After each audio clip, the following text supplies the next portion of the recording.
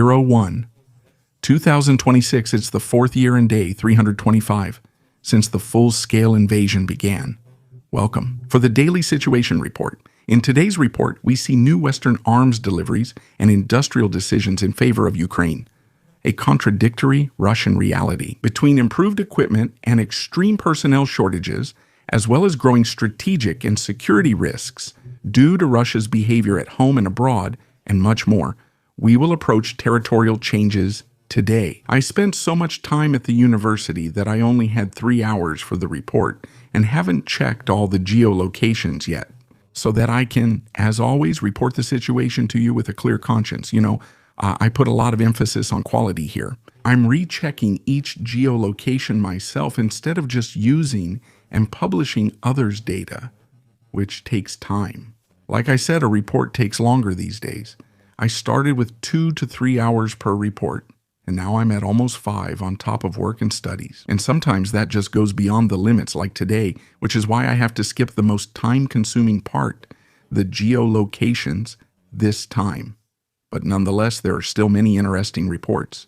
Rheinmetall, based in Düsseldorf, announced it will produce and deliver an initial batch of Lynx KF 41 infantry fighting vehicles to Ukraine. The contract for 5 combat vehicles was signed in December 2025, with the first delivery set for early 2016.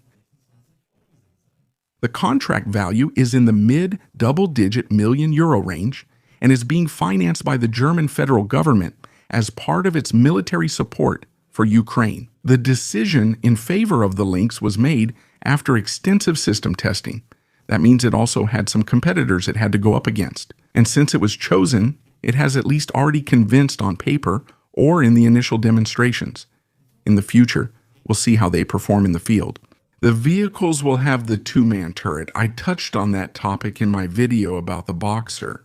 These should be tailored to Ukrainian requirements. Long-term plans include procuring more batches and later producing them domestically in Ukraine. So it's very exciting to see how this develops because from an industrial policy perspective, it strengthens Rheinmetall's position as a supplier of modern combat vehicles. Militarily, the operations in Ukraine are providing real combat data, which is extremely valuable for the further development and adaptation of our own systems. We can basically test our German systems in Ukraine under real conditions right now, more or less, without running the risk of losing our own people. And through these insights and the data gained from them, we can further improve the systems here and, of course, adapt them to such a war based on the feedback. But that's not all. Japan has also given Ukraine some military off-road vehicles. These are the Toyota High Mobility Vehicles, basically HMVs, similar to the American Humvees. They are very comparable. The Japanese embassy in Kyiv confirmed the delivery as of the 14th. On January 14th, the Japanese Ministry of Defense and the Self-Defense Forces provided a total of 30 vehicles. The last delivery of 14 vehicles arrived in Poland a few days ago, completing the transfer. Additionally, 2 containers with medical supplies were also handed over. You can see a rare video of a Russian tank completely covered in white winter camouflage. We have seen this type of camouflage very rarely in this war so far. Even in the early years of the war, when many things were still available, it was uncommon. Of course, I didn't want to withhold this from you. Among them is a T-80 main battle tank, which is one of the more modern tanks that Russia is currently using in this war. The next more modern one would be the T-90, and that's about it. The T-14 Armata is not in occupied parts of Ukraine. Ukraine used 7 drones, 1 at the driver's position. When he tried to escape, 6 targeted the engine and surrounding armor to disable the tank. A similar development can also be seen among the infantry. Increasingly, winter camouflage is being worn here. That may sound normal and understandable to many, but it actually isn't. We're seeing a clear positive trend in the Russian army's equipment procurement. Back then, about 2 years ago, we saw videos where recruits were given different boot sizes by drunken supply sergeants and only received mismatched pieces of equipment. That was just 2 years ago. At the same time, Russian soldiers report that they have participated in combat missions again, despite being seriously wounded. According to them, men with non-functioning limbs are even being sent to the front in wheelchairs. The people here in this video have just been equipped as well. In internal complaints, those affected say they are treated as unnecessary burdens, essentially being disposed of by the Ministry of Defense and their own leadership. The significance of these reports lies mainly in the indication of the high attrition within the Russian armed forces. With a significant recent drop in such videos, I assume this was no longer common practice. The peak phase of such videos with the same complaint was between the battle for Vovyansk and the first fighting at Pokrovsk. We also saw a lot of videos with people fighting on crutches, and even one with a man in a wheelchair. But it still seems to be the soldier in the wheelchair, who also says that he's from the 59th. He comes from the tank regiment. I checked my map briefly, and it should be here, on the border between Kharkiv and Donetsk. It's also part of the 144th Motorized Rifle Division that's holding this sector here, so definitely in a pretty active part of the front, but not one of the most intense or heavily fought areas right now. But let's focus on the soldiers for now. An analysis of interviews with Russian prisoners of war offers insights into the troops' composition. According to this, 76 of those questioned said they volunteered for deployment in Ukraine. That's what we expected as well. Considering the heavy early losses, it was inevitable the Russians would soon lose many professional and contract soldiers.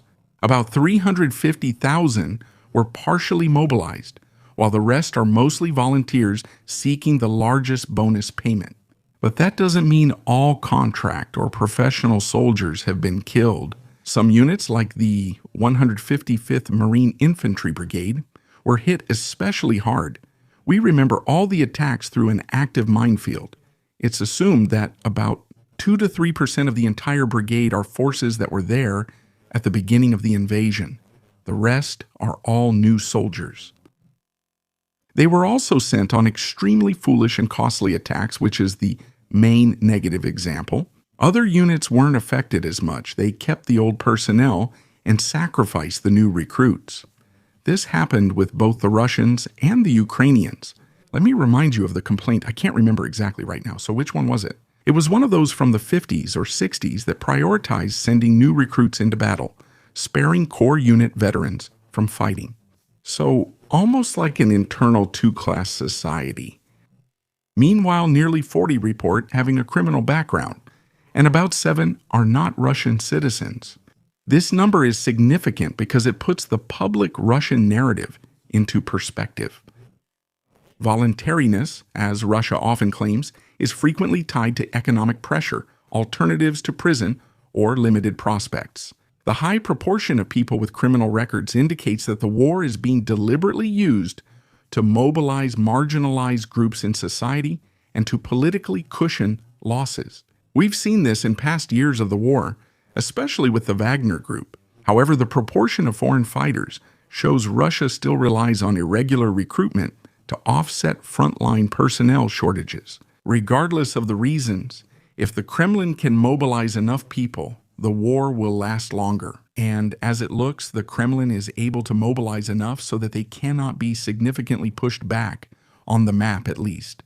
According to Bloomberg, Venezuelan government officials feel massively deceived by the long security partnership with Russia and Cuba after the United States launched a military operation against Maduro and captured him. Venezuela's leaders expected protection, early warning, and technical help from Moscow but didn't get it.